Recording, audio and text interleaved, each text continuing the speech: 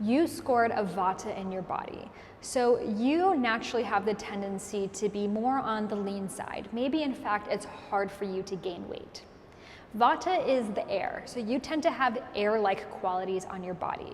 So that could look like bloating, gas, or even constipation. These are very common Vata imbalance symptoms. You may notice that your joints are cracking, like mine always do, and you may feel really stiff, especially when you wake up first thing in the morning. You may have cold hands and cold feet, which is a sign that your circulation is not moving as it should.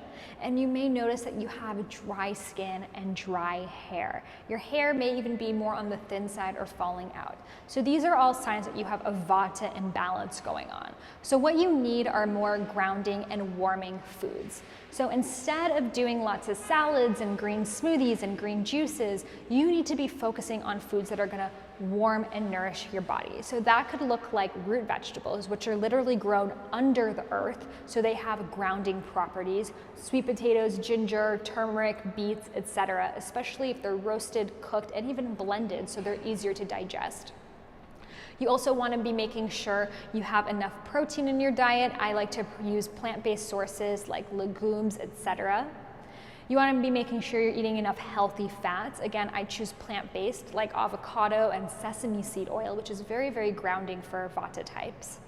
And you, again, want to avoid the kale chips, anything that's cold, raw, and dry. I know we've been believed to think that salads and smoothies are the healthiest foods on the planet, but if you have a Vata imbalance, this is actually going to perpetuate that imbalance and give you those symptoms that I just spoke about. So instead, stick to warm, grounding foods, curries, roasted vegetables, root veggies especially, lots of healthy fats, lots of good proteins, and I have plenty of recipes for you in my book, Eat, Feel Fresh, and many more, including meal plans, grocery lists, tons of videos, instructional guides in my Eat Right for Your Mind-Body Type guided program.